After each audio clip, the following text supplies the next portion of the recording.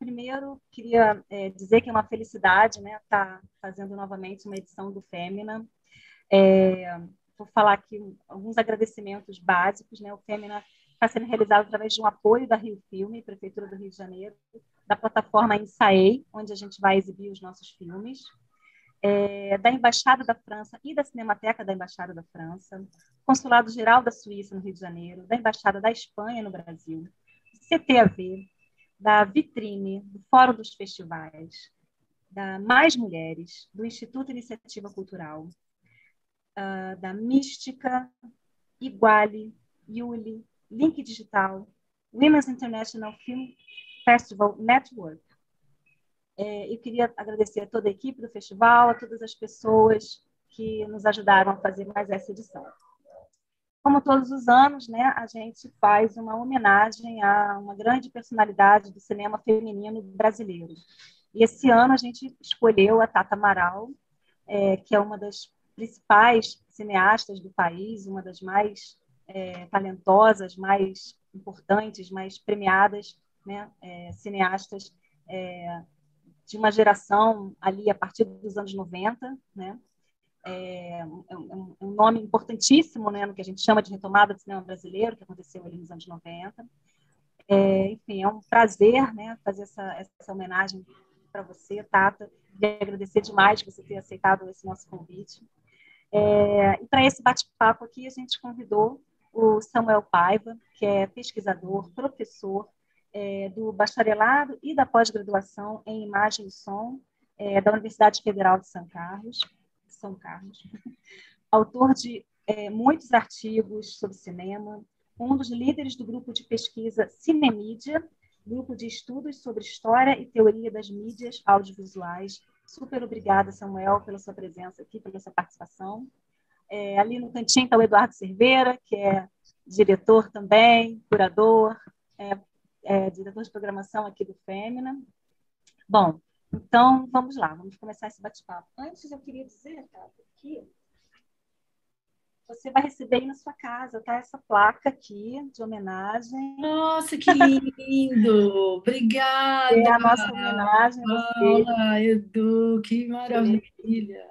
O Fêmina, Festival Internacional de Cinema Feminino, presta homenagem à cineasta Tata Amaral por seu olhar atento às questões sociais e de gênero de nossa sociedade em seu cinema, pelas personagens femininas marcantes e sua contribuição para o empoderamento das mulheres brasileiras. Ei, que maravilha, linda! Muito obrigada. Nossa, vou Pode amar. ficar. Obrigada mesmo. Isso, você super merece, Tata. Ai, nossa, eu estou muito feliz de você ter com a homenagem e de verdade, assim, muito feliz mesmo. Obrigada. Imagina. Bom, vou passar a palavra então para o Samuel, que já te entrevistou, conhece o seu trabalho. Queria que ele fizesse algumas pontuações sobre sua carreira, sobre o seu trabalho. Enfim, Samuel, fica à vontade. Eu vou começar agradecendo esse convite, essa oportunidade tão especial de fazer parte da homenagem à Tata, que é essa pessoa maravilhosa e essa diretora talentosíssima. Então, obrigado, festival, Paula, a equipe inteira. É uma honra estar aqui podendo falar sobre o trabalho da Paula, desculpa, da Tata, ao lado do Eduardo, do pessoal da equipe, né, do Femina. E, assim, na verdade, a obra da Tata é ampla, né? Assim, eu vou fazer uma primeira consideração para a gente começar a conversar a partir de uma questão que, para mim, para a Lúcia Najib, que é uma pessoa muito próxima, tanto de mim quanto da Tata, é uma questão importante. A Lúcia e eu, a gente, em algum momento, realizou um documentário sobre passagens intermediáticas do cinema em relação a outras mídias, e a Tata participou desse projeto generosamente, né? E esse é um dos pontos que eu acho muito marcantes da obra da Tata, entre tantos que a gente poderia considerar e conversar a respeito. Ou seja, essa dimensão que tem o cinema da Tata de se relacionar com mídias diversas. Eu acho que já desde os curtas, eu lembro, por exemplo, Poema Cidade, a presença do Augusto Campos, que talvez tenha sido o primeiro filme que eu vi da Tata, ali nos anos 80, quando ela estava produzindo os curtas-metragens, alguns em co-direção com Francisco César Filho, e aquilo já me chamou muito a atenção, né? Assim, a partir dali, eu acho que eu fui acompanhando, tanto quanto possível, todo o trabalho da Tata. E essa questão continuou, né? Por exemplo, no primeiro longa, O Céu de Estrelas, a gente tem uma relação com o romance do Bonassi, né? Que vai se tornar um colaborador constante. Esse romance foi transposto para o cinema a partir do trabalho da Tata, junto com alguns colaboradores roteiristas. Essa, inclusive, eu gostaria de colocar como a primeira questão para a Tata, porque no Céu de Estrelas prevalece, tem a questão do casal, né, do Vitor e da Dalva, né, mas o ponto de vista no romance que prevalece é o do Vitor, do personagem masculino. E aí a Tata, nesse trabalho que a gente fez sobre passagens, quando a gente entrevistou, fala que um dos aspectos que foi importante no projeto para o filme, na transposição do romance para o filme, foi essa mudança de ponto de vista, né? Porque no filme passa a prevalecer o ponto de vista da Dalva, né? A personagem que foi interpretada pela Leona Carvalho, um trabalho maravilhoso. E, de uma certa forma, eu acho que isso traz, então, para o interesse aqui do festival, em torno desse olhar feminino, né? Um aspecto que seria bom a gente ouvir a Tata falar a respeito. Quer dizer, essa, digamos, marca autoral, né? Porque é algo que se repete nos seus filmes, que diz respeito a esse ponto de vista, a esse olhar, né? Que vai, de uma certa forma, persistir também nos outros trabalhos. A gente poderia lembrar, por exemplo, Antônia, que aí são 4 protagonistas mulheres, né? Aí, de novo, a questão da relação com a mídia, com outras mídias, no caso, a música, que é muito forte, o aspecto que a Tata elaborou em termos de uma concepção em que as vozes dessas pessoas tiveram um papel fundamental, né? As músicas foram criadas por elas, os diálogos, embora existisse um roteiro preexistente, na verdade abriu para o improviso. Esse foi um critério que a Tata utilizou para, inclusive, fazer a escolha do elenco, né? Então, de novo, a questão do ponto de vista feminino, de novo a relação com outras mídias, né? E isso nos outros trabalhos que se sucedem. De uma certa forma, o Trago Comigo também, né? Embora tenha o protagonista, que é o diretor de teatro, o Telmo, interpretado pelo Richelli, Carlos Alberto Richelli, tem toda a questão da mediação, né? da memória que ele tem em relação à ditadura, né? A nova geração com que ele atua na montagem da peça, que faz parte do filme, e, ao mesmo tempo, os olhares que estão ali presentes, né? Na reconstituição de uma memória da ditadura militar, que é outro tema muito recorrente na obra da Tata, e que, por exemplo, no Hoje também vai estar presente a partir de um ponto de vista feminino, né? O olhar da protagonista, que, de uma certa forma, vai guiar a construção narrativa, como também acontece no Através da Janela, né? E, mais recentemente, inclusive, no filme mais recente, né? no Sequestro Relâmpago, e, de uma certa forma, a gente tem também o ponto de vista da personagem da Isabel, nos guiando, né, naquela espécie de road movie, em que a questão do ponto de vista dela é fundamental nesse confronto com a violência que tem um caráter eminentemente masculino na forma como está colocada ali e colocada também em outros filmes, né? No Antônia, por exemplo, isso é muito presente, no Céu de Estrelas isso é muito presente, no Através da Janela também. Então, acho que, para a gente começar o diálogo, eu acho que essa questão do ponto de vista, do lugar da fala, como marcadores, como uma característica de uma autoria, né, que eu acho que é muito presente na obra da Tata e que, de uma certa forma, justamente abre um espaço muito importante para esse olhar feminino, né, que o cinema e a obra dela permitem que a gente possa refletir acerca e pensar a partir desse ponto de vista. Acho que, para começar, eu acho que essas questões. Olha, antes de mais nada, eu quero agradecer a Paula e o Eduardo por terem convidado o Samuel, porque, olha só, gente, né? Alguém que conhece tanto, né, o que eu fiz e que, né, estuda, sabe, comenta, é um prazer. Eu agradeço muito poder ser estimulada por você, Samuel, porque realmente acho que, para mim, né, é uma alegria ver como você conhece os filmes que eu fiz, a minha obra, enfim, e o filme que vocês fizeram, né, você e a Lúcia, que é realmente muito gratificante. Muito obrigada a vocês três.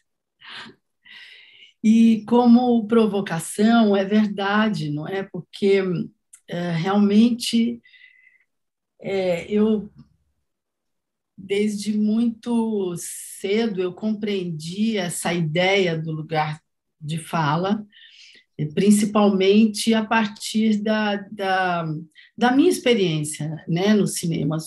O que eu quero falar? Eu quero falar coisas que me dizem respeito, né, e eu não quero falar a partir de um lugar onisciente, né, porque mesmo tratando de personagens de ficção, a gente, né, pode tentar almejar um lugar onisciente ou pode criar, né, a narrativa, as emoções que vão conduzindo nessa narrativa a partir de um lugar. E eu escolhi criar a partir de um lugar. E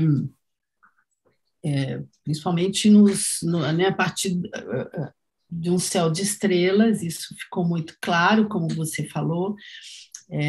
O livro do Fernando Bonassi, ele é muito, eu adoro, assim, até outro dia eu estava relendo, eu acho maravilhoso. E ele conta a história a partir da personagem masculina. E a personagem feminina, que é vista, né, pelo olhar desse personagem que não tem nome, ela é opaca no sentido de ele estar tão perturbado que ele realmente não enxerga aquela mulher. Ele vê, ela não tem contornos, né? Ela é só objeto da obsessão dele.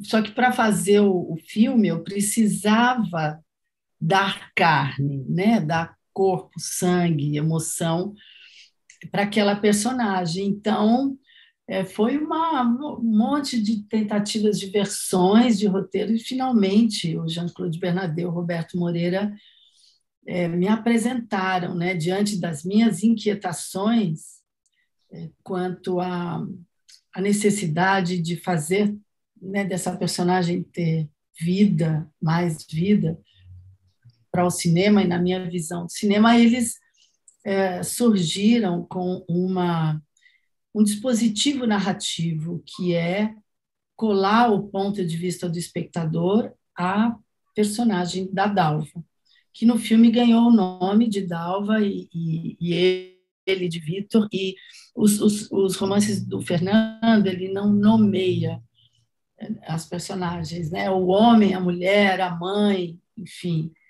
E também isso, né, para um filme, podia ser radical a ponto de não criar nomes, mas acho que não foi o caso ali, já era um desafio muito grande construir uma narrativa entre quatro paredes, que o livro se passa, né,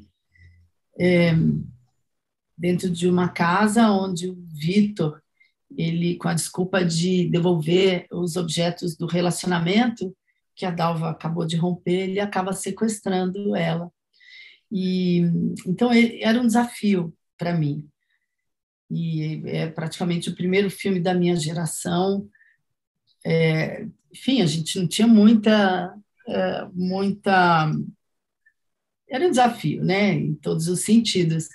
E a partir dessa experiência de assumir literalmente, né, o ponto de vista narrativo, que eu acho que vale a pena contar que, tecnicamente, é o seguinte: tudo que o espectador vê é o que a Dalva vê.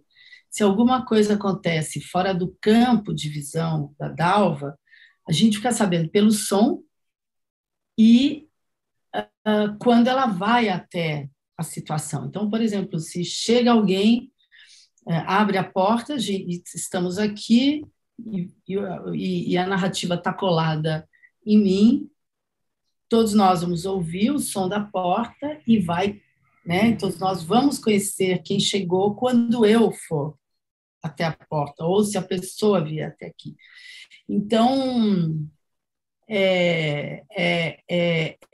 foi muito forte essa experiência, dramaturgicamente, para eu largar em seguida. E aí eu nunca mais larguei essa forma do lugar de fala, que é claro que, né, assumiu outras, mas a intensidade de contar histórias a partir de determinado ponto de vista e não de um narrador que vai contando aqui, vai contando outro lá, sabe? Assim, cria diversos personagens que depois se cruzam, multiplot, por exemplo, né? Eu nunca fiz. Sempre tem a condução de uma personagem. Em geral, eu escolho a personagem feminina para contar as histórias.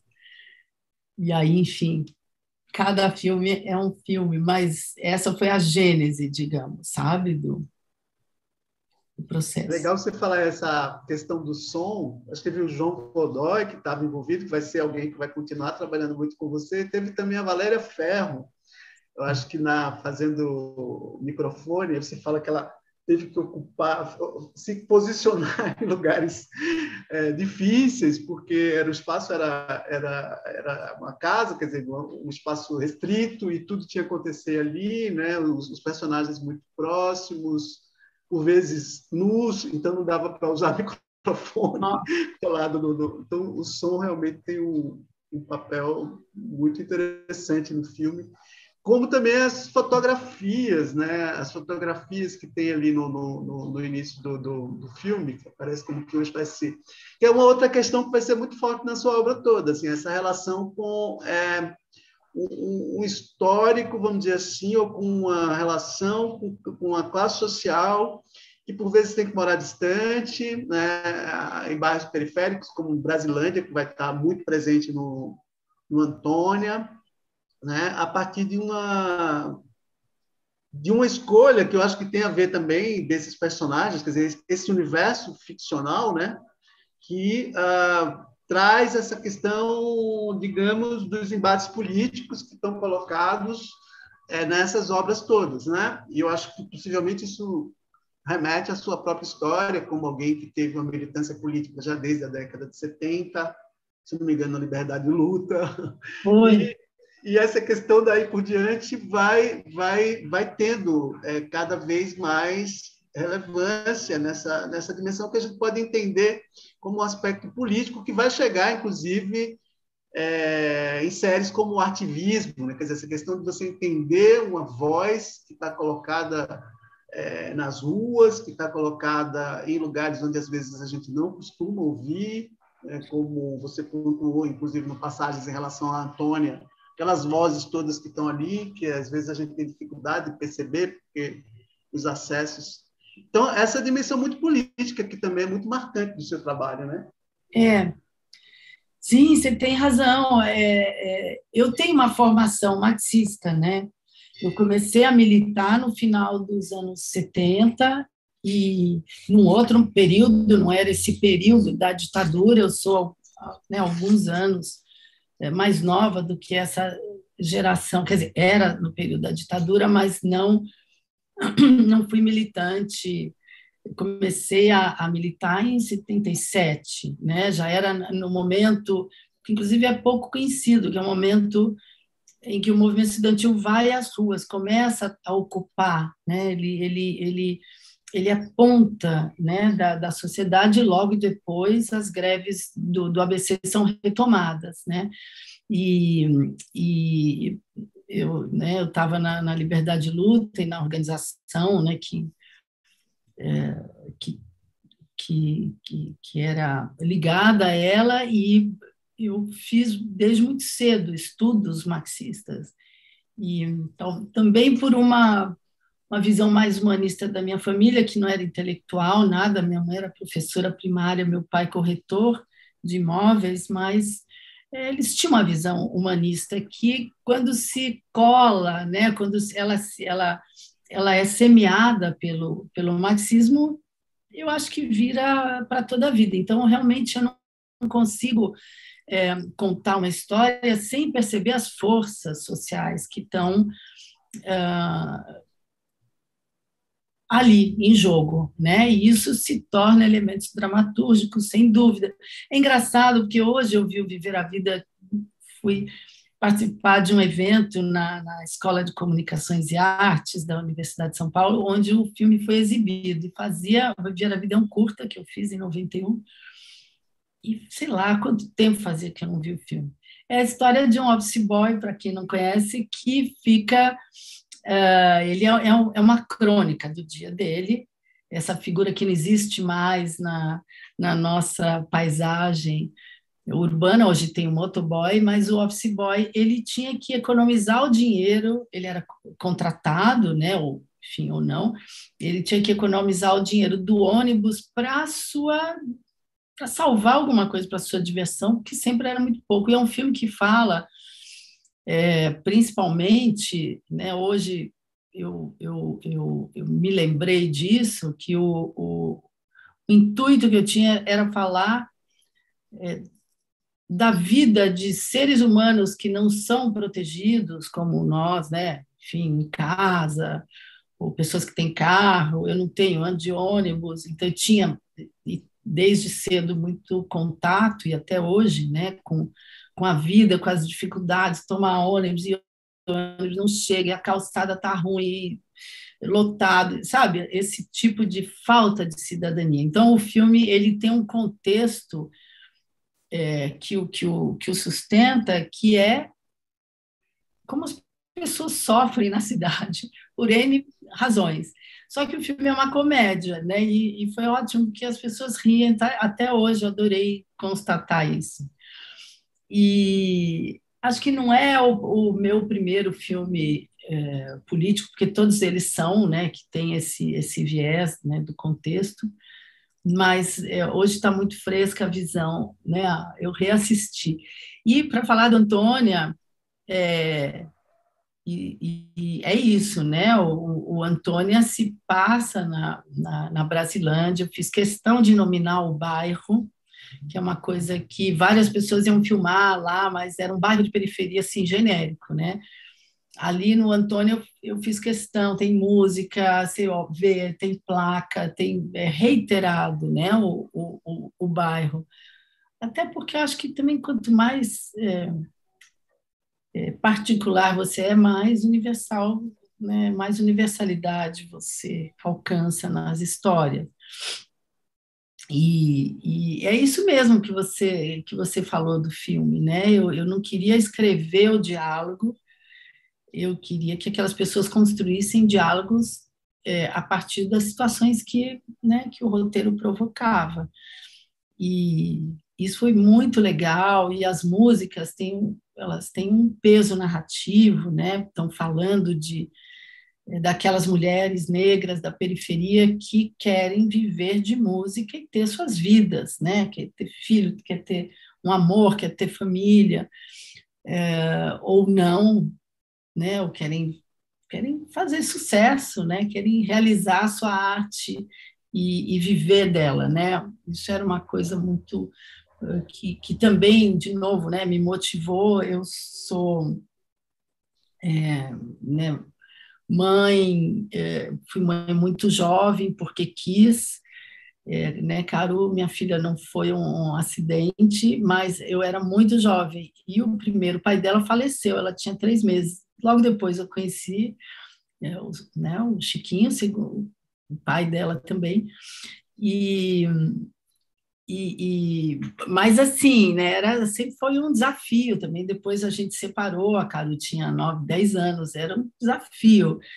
Fazer cinema, viver de cinema, que é uma coisa que eu fazia questão, eu não queria vender roupa e fazer cinema, eu queria trabalhar com cinema e cuidar da minha filha. Então, isso foi o que motivou o Antônio, embora seja meu terceiro filme, só ali na frente, minha filha já criada, eu consegui falar disso no cinema, né? Desse ponto de vista das mulheres que querem ser mães e, ao mesmo tempo, serem profissionais. E o mais bonito é que eu vejo hoje, na época não tinha noção, é que a Caru, minha filha, ela não fazia cinema, hoje ela faz, é uma diretora, está aí premiada e tal, mas ela tinha feito história e estava assim, né, tinha acabado a faculdade e eu precisava de alguém para fazer o making off do Antônia. E aí eu convidei a Caru, porque não, sabe, não tinha grana, assim, tipo, explora a filha. Então, o filme que eu falo, porque assim, o filme mesmo não tinha dinheiro, né? Depois é que entrou a parceria com a Dois, a Globo, quando até a gente montar, era uma penúria. E, e o que eu acho legal, assim, esse ciclo, né? O filme que eu falo que eu faço essa afirmação, né, de uma mulher querendo viver da sua arte e ser mãe é enfim, o primeiro trabalho da minha filha. A Tangerina é uma produtora de vocês duas, né? A Tangerina. Ela criada em 2006, e a partir daí vocês estão desenvolvendo os projetos conjuntamente, quer dizer, individuais e conjuntamente. Individuais e conjuntamente. De uns anos para cá, a Caru está mais interessada em dirigir do que produzir. E ao longo, né, da nossa carreira, a gente conheceu a Rafaela Costa, da Manjericão, que hoje é a grande parceira, produtora e criativa. A Tangerina é coprodutora, enfim, né, pela Caru e também, né, sei lá, alguns recursos que a gente conseguiu trazer para o Bagdá, por exemplo, né, o De Menor. A gente tem uma outra convidada aqui. Oba! Caru! Que surpresa! E aí? Estávamos falando sobre o seu trabalho. Nossa, que emoção! Não sabia. Eu estou falando de você, você está sabendo? Ai, estou emocionada. Ó, que coincidência! Bom, então, Tudo bem? tudo. A gente estava falando da Tangerina, como foi um projeto criado em 2006, né? Vocês como, enfim, produtoras, e a partir daí desenvolvendo os trabalhos conjuntamente e individualmente, quer dizer, os projetos de cada uma e alguns projetos em conjunto. E aí a Tata estava falando sobre essa questão de ser produtora e ser diretora. Pois é, não é uma posição fácil. Eu acabei de dizer, Caru, que o Antônio, que é um filme que fala um pouco, né, dessa ideia. O que me motivou era a ideia de uma personagem que quer viver da sua arte e, ao mesmo tempo, ser mãe, e que eu agora percebo que eu te convidei para fazer o making off, trabalho escravo na época, que não tinha dinheiro para te remunerar, e que você topou, e acho que foi o primeiro trabalho teu em cinema. Foi o Foi, primeiro né? trabalho. Eu acho que eu estava até ainda na faculdade de História, eu tinha terminado recentemente e estava, enfim, não queria, né, seguir, né, na carreira de História. e queria começar a trabalhar mais criativamente, né, com cinema. E aí eu recebi esse convite, foi demais, né? Poder acompanhar o processo, né? Porque a ideia do making off, mais do que fazer um registro de cenas, era acompanhar o processo, né? A grande referência, né? Quando a gente começou a pensar no making off, era aquele documentário, bom, uma referência, né? Aquele documentário da esposa do Coppola, né? Que eu esqueci o nome. Coração das Trevas. Esse daí. E aí, então aí surgiu a ideia de documentar o processo. Então, para mim, foi quase que uma escola, né, de cinema, foi o set do Antônio. E alguns elementos estéticos, digamos assim, passaram a fazer parte dos universos de vocês, né? Hoje, por exemplo, eu estava vendo o Sequestro Relâmpago e fiquei ouvindo a Karina Bull, em algum momento da trilha sonora, que é uma atriz cantora que também está no seu projeto, né, no Bagdá, né? Aí fiquei pensando, é interessante observar essas linhas de relação que tem a ver com o ponto de vista feminino, que tem a ver com esse interesse, por exemplo, por uma arte nas ruas, né, uma arte que pode vir das ruas, como alguma coisa que perpassa o universo dos trabalhos de vocês, né? Sim, totalmente. Eu acho que acaba tudo conversando, né?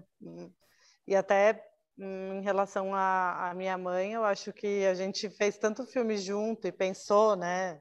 A gente pensava criativamente, né? Todos os filmes junto. Então, claro que reverberava, né? E até eu acho que os filmes que ela fez, até junto com meu pai, né? O Chiquinho também, acho que reverberam até hoje, né? Nos trabalhos nossos, né? Porque uma das coisas também que eu acho muito marcantes no trabalho da Tata é a relação com São Paulo, né? Que é muito presente, assim, desde os curtas até o último filme, assim, eu acho que possivelmente Tata é a diretora que mais filmou São Paulo, que tem uma compreensão cinematográfica da cidade em vários aspectos, várias dimensões, né? Que estão presentes nos diversos filmes, já desde os curtas. Isso eu acho muito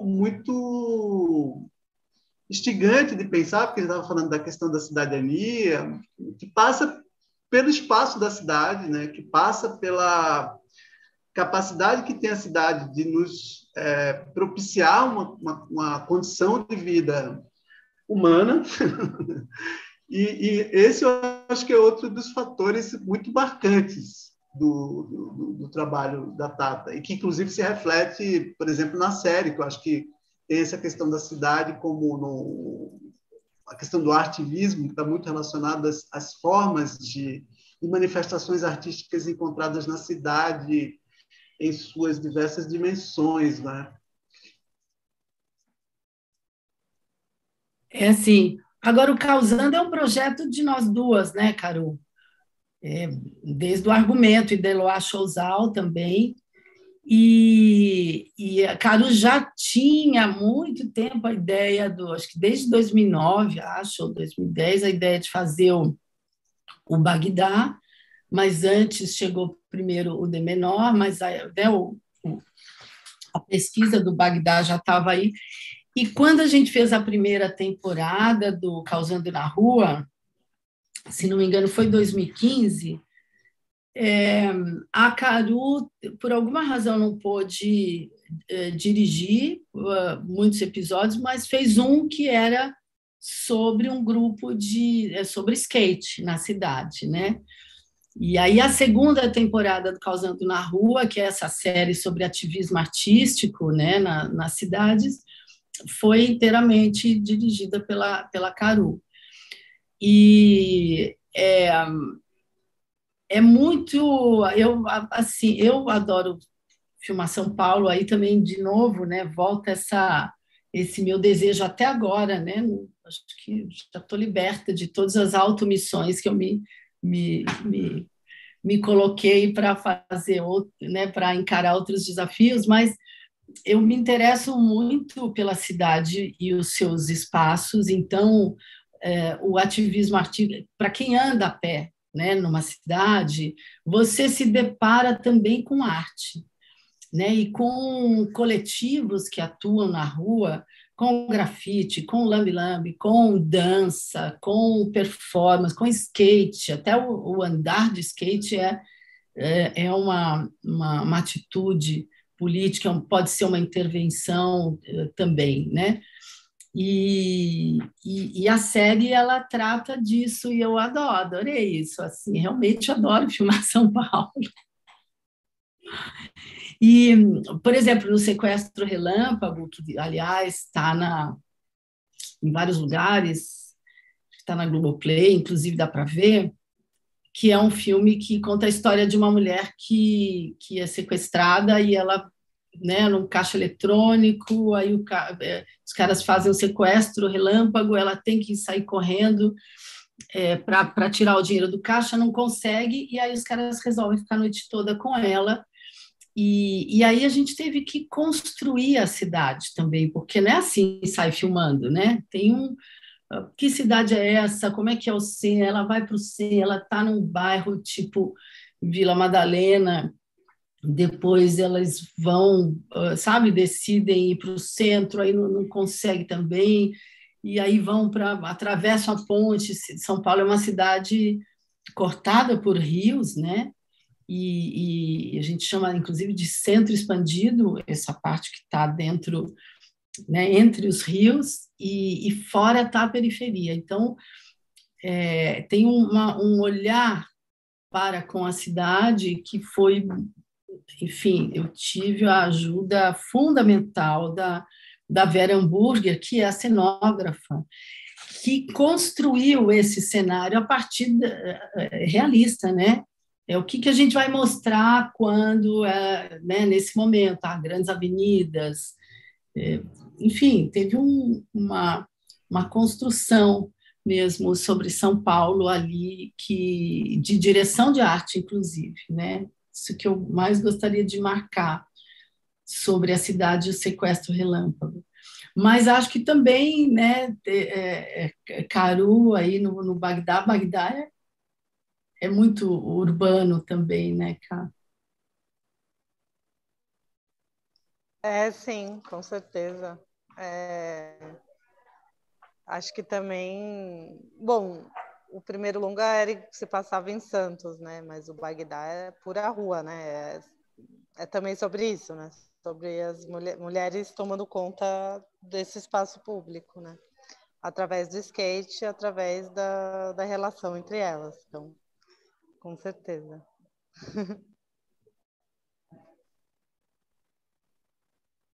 Agora, é interessante, no caso do Sequestro Relâmpago, também tem umas tomadas aéreas muito bonitas, né? Essa visão de uma cidade que vai sendo vista de vários ângulos, né? E isso faz pensar também nos filmes em que as relações são mais fechadas, como no Céu de Estrelas, que a gente está o tempo inteiro dentro da casa, né? Mas a cidade está ali, né? Meio que ecoando o tempo todo. E, eventualmente, vai ser um ponto fundamental essa relação com a cidade através da televisão. Eu acho muito impactante aquela cena em que a televisão acaba entrando na casa e aquilo que era de um espaço íntimo, né, privado, muito fechado, de repente explode para uma dimensão pública, né? Algo disso também vai se refletir no Trago Comigo, por exemplo, que tem essa dimensão muito próxima dos atores com a montagem da peça, dirigida pelo Telmo, né, que é o personagem do Richelli, ali dentro do teatro, do TBC, que foi usado como locação, mas, ao mesmo tempo, a gente tem a relação com a cidade que está acontecendo fora, né? O lugar, por exemplo, em que foi marcado o encontro que acaba gerando a prisão da companheira do Telmo, a presença das outras pessoas que dão depoimentos, pessoas que efetivamente foram torturadas durante a ditadura e que estão nas suas casas. Quer dizer, essas relações que também, por vezes, ocorrem entre esses espaços mais fechados, e isso na composição de alguns personagens que trabalham. O trabalho do Richelli, por exemplo, poderia aqui ser lembrado, mas também outros, mas o dele, por exemplo, que é aquela coisa toda muito contida, né? E essa explosão que tem a ver com a própria catástrofe da peça e a relação que tem isso com o espaço exterior, né? Onde as pessoas efetivamente existem como pessoas que vivenciaram uma história, né? E que estão aí vivendo na cidade e pleiteando os lugares políticos que essa cidade, de alguma forma, suscita, né? Que ela faz lembrar em relação a ser um lugar onde muita história já aconteceu. No caso do Trago Comigo, acho que é a questão da Comissão da Verdade, que é muito importante, né? Como alguma coisa que estava acontecendo de fato, né? No universo real, né? Aquela comissão que foi montada para a gente entender, recuperar essa história como um dado tão importante, e, ao mesmo tempo, aquele universo mais fechado da peça que está ali no jogo, né, de compreensão de uma intimidade que diz respeito à história desse personagem, mas que diz respeito também àquelas pessoas que vivenciaram, de fato, a tortura na ditadura. Né? Então, esse jogo que eu acho dramaturgicamente muito rico no seu trabalho também, tá? Ah, que legal. No Trago tem 3 dispositivos narrativos, né? Um é o relato, né? O relato sobre o passado como uma forma de elaborar, né? E de expressar uma dor terrível, né? Que é a dor da perda, a dor da tortura, a dor do trauma, né? De viver com o seu amor uma situação extrema, né, de tortura,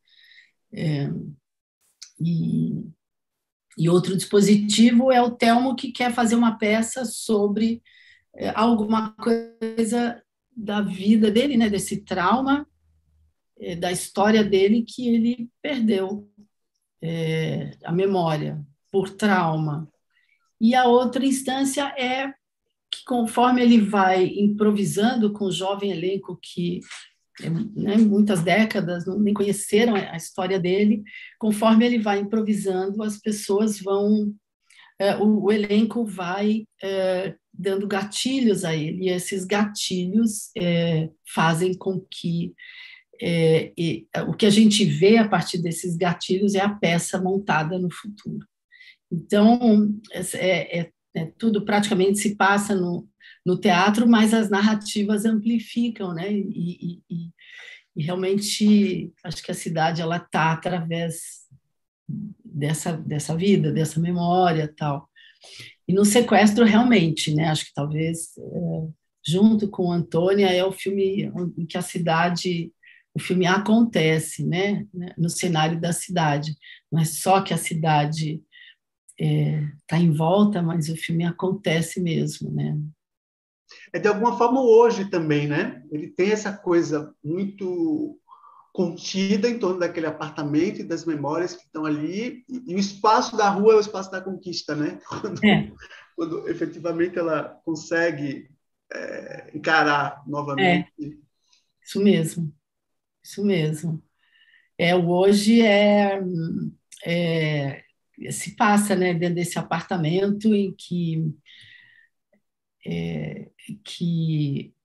para onde a Vera se muda quando ela recebe a indenização pelo desaparecimento do companheiro, e o companheiro volta. Então, eles têm um encontro, né, dentro daquele... outra adaptação do Bonassi. É outra adaptação do Bonassi.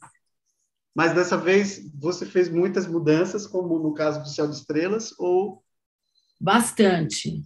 Não, completamente. Muitas mudanças, sim. Tato, eu queria te pedir para apresentar o filme hoje, né, que é o filme que você escolheu para ser exibido na sessão homenagem. Queria que você falasse um pouco dele, por que você escolheu esse filme, enfim, apresentá-lo para nosso público. Tá. Olha, hoje é a história dessa mulher, Vera, que recebe uma indenização pelo desaparecimento do companheiro na época da ditadura civil-militar. E com esse dinheiro ela compra um apartamento, enfim, inteira ali, e consegue realizar o sonho de ter um sossego com a casa própria. No dia da mudança, tem esse reencontro com o marido, ele volta. E aí o filme é o encontro da Vera com o Luiz. Dentro dessa casa, os carregadores ali levando os móveis, né? Ela atordoada porque, né, com a presença dele e todas as memórias, né, que aquele encontro produz, as memórias, o presente, o passado, tal. E eu acho que eu escolhi esse filme para essa homenagem porque eu sinto que no hoje foi onde talvez eu tenha conseguido mais concretizar emoções, sabe? Assim, dar forma às emoções. Acho que talvez eu trago comigo, eu gosto demais e eu gosto muito de ter feito, de ter podido ter essa experiência realizado. Né? Não quero, não estou falando assim bem do filme, mas estou dizendo como eu me relaciono, né, com os filmes. Eu sou muito satisfeita com o Trago Comigo também, em termos de dispositivo narrativo, mas no hoje eu acho que eu falo de uma maneira mais sutil desse sentimento de perda de alguém.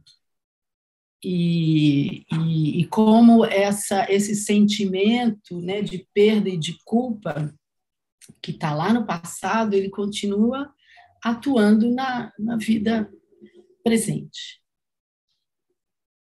E acho que ali, em termos de forma, foi onde eu consegui realmente chegar, sabe, a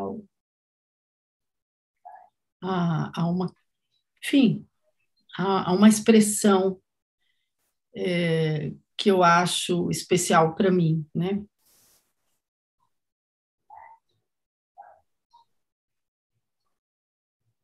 Samuel, quer falar alguma coisa mais sobre esse filme? Eu fico me sentindo muito feliz, honrado desse momento, de participar desse momento, né, de conversar sobre a obra da Tata.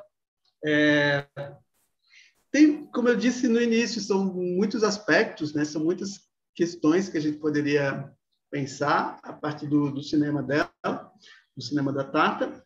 E o que eu acho mais bacana, aproveitando aqui a deixa do hoje, é como os filmes eles permanecem muito fortes em termos de continuar dialogando com o nosso momento, o momento contemporâneo que a gente está vivendo. Assim, revendo os filmes para essa nossa conversa, assim, a gente percebe uma atualidade tremenda, assim, muito forte em termos dos temas, dos pontos de vista, das questões que estão colocadas, de como essas questões são importantes, né? E que é inclusive importante que as novas gerações também passem a conhecer nesse sentido de que tem sempre essa dimensão de uma história, de uma memória, de aspectos que dizem respeito às várias camadas que compõem uma cidade, que compõem as pessoas nessa cidade, que compõem a ideia de como a gente pode viver uma cidadania, de como a gente pode, enfim, trabalhar uma humanidade mais presente para para todos, né? E todas. Então, eu sou muito... admiro muito o trabalho da Tata, né? E, de fato, acho que é uma diretora que tem muito a contribuir para o cinema brasileiro, que tem contribuído muito para o cinema brasileiro e que tem deixado uma marca absolutamente importante, necessária nesse sentido de abrir a nossa visão para uma série de coisas, para uma série de questões, para uma série de temas que os filmes dela frequentemente colocam, né? Então, o que eu tinha a dizer, basicamente, é que a gente vai ainda, espero, ver muitos filmes da Tata e continuar aprendendo, refletindo com o trabalho dela. É isso que eu espero. Eu acho que para o Fêmea, especialmente, né, é importante dizer que eu acho que a Tata é uma referência para outras mulheres, né? Ela é muito referência para estudantes de cinema. Eu acho que, enfim, homens e mulheres, mas eu acho que ter esse exemplo, né, de uma mulher atrás das câmeras, com um cinema autoral feminino, com personagens protagonistas, né, mulheres, eu achei muito interessante o que você falou, né, que você sempre prioriza o olhar da personagem, né, sempre prioriza esse ponto de vista da personagem feminina, né, e isso não é comum, né, no cinema, infelizmente. Então, isso é muito importante, assim, né, essa coisa do exemplo, né, para jovens realizadores. Por isso que a gente colocou até na placa, né, que a gente vai te mandar de homenagem, que você é importante para o empoderamento das mulheres. O Céu de Estrelas, né, um filme que você fez lá nos anos 90, que hoje, né, a gente tem holofotes nesses assuntos, né? É um filme que fala de relações abusivas, de violência contra a mulher, um filme que poderia terminar ali num feminicídio, né? A gente tem holofotes sobre esses assuntos hoje em dia, mas naquele momento a gente não tinha esses holofotes nesses assuntos, né? E você já naquele momento trazendo esses assuntos. Então, essa sua visão, né, a Antônia, né, que é aquela coisa da voz das mulheres da periferia, protagonistas mulheres negras, né? Isso também naquele momento não era comum. Então enfim, parece que está sempre à frente, né, dos holofotes que a gente vai ter, sei lá, décadas depois, assim, quase 2 décadas depois, a gente está falando de assuntos que você já estava falando antes, né? Então, realmente, você é uma referência, né? Obrigada, muito obrigada pelas palavras, pelo sentimento, pelo convite, pela disposição também de vocês, do Samuel, com as considerações, os comentários, a análise tão interessante, a presença da Caru, assim, muito emocionante. Adorei. Muito obrigada, viu? E a placa, que delícia, gente. Viva o Fêmea. Obrigada, Tata. Queria te agradecer muito pelo seu tempo, por estar aqui com a gente. Também quero ver muitos filmes seus, assim como o Samuel falou. Tenho muito que fazer, sim, é verdade. Claro, por favor. Tata, só uma última questão. Dá tempo ainda, rapidamente? Sim, claro. Desse trabalho que você falou sobre as diretoras, sobre as mulheres trabalhando no cinema, eu lembro que quando a gente te entrevistou por Passagens, você tinha, acho que, falado com o pessoal da PAN, Associação dos Profissionais do Audiovisual Negro, e você falou que o cenário ainda era muito restrito em termos de mulheres diretoras atuando no universo da profissão audiovisual, né? E, sobretudo, se a representação feminina é muito pequena ainda, eu acho que era da ordem, você deu uma estatística lá da ordem de 18%, 19%, em relação, então, às mulheres negras, é muito mais complicado ainda. Depois de ter feito esse trabalho, ter investigado mais sobre esse universo, sobre a participação das mulheres no universo do audiovisual, de lá para cá, você acha que mudou mais, assim, avançou a perspectiva da participação feminina no trabalho audiovisual no Brasil?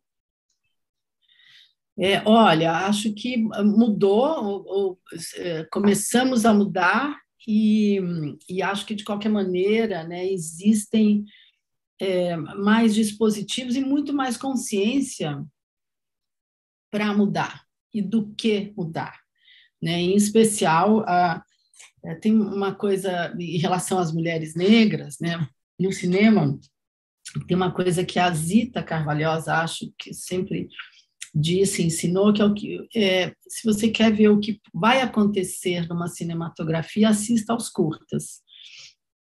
E as mulheres negras, por exemplo, elas são referência muito importante nos curtas, e hoje a gente tem, né, o filme da Viviane Ferreira, tem acho que outros longas, né, sendo feitos, e acho que a gente tem né, tem o que esperar por tudo que a gente pode ver de participação, seja das mulheres negras, das mulheres em geral, as mulheres indígenas. As mulheres, elas estão sempre no protagonismo de uma cinematografia. Isso é muito interessante de notar. Que mude muito mais, né? Porque assim, o espaço ainda é muito pequeno. Quando a gente fala avança em relação a quase zero, né? 19% para sei lá quantos agora, né, com uma diminuição, né, do incentivo, e enfim. Esse próprio festival é um signo potente, né? Desse Muito. Vida longa e próspera. Obrigada. Eu costumo dizer que é isso. Quanto a gente precisa ter incentivo, quanto mais incentivo a gente tiver para o todo, mais diversidade a gente vai ter, né? Mais gente vai estar fazendo filme, mais gente vai estar produzindo, mais gente vai estar fazendo festivais. Então, em momentos de crise, a gente com certeza perde diversidade, sempre, né? Então, a gente vai perder espaço para as mulheres, para os diretores negros, indígenas, né? Os projetos, né, que atuam em aldeias e tal, eles vão perder incentivo, eles vão parar de acontecer. Então, é isso, a gente precisa de incentivo para o todo, a gente, né, para ter uma cinematografia diversificada, a gente precisa ter bastante investimento, né, e isso está faltando realmente, né, no Brasil. E é isso, eu vejo dessa forma que você falou, eu acho que existe aí uma evolução, mas ela é muito lenta e a gente ainda está muito longe, assim, né, os espaços ainda precisam ser bem mais ocupados. Bom, gente, super agradeço, assim, Samuel, muito obrigada pela sua participação, pela sua colaboração. Eu que agradeço muito. Foi um luxo ter você aqui com a gente. Bom, Tata, nem tem palavras, assim, que bom que o Fêmea conseguiu te homenagear esse ano, que bom que deu certo. A gente espera realmente que você faça muitos filmes, que a gente possa exibir seus filmes, e a gente espera fazer uma edição presencial com você presente. Né? Muito obrigada. Obrigada. Muito obrigada. Eu queria, então, convidar todo mundo que está assistindo a gente para assistir o filme da Tata, que a gente vai exibir, uma sessão homenagem hoje. Enfim, filmaço imperdível. É isso. Obrigadão e assistam ao festival, por favor. Beijo, Tata. Beijo. Beijo. Valeu, gente.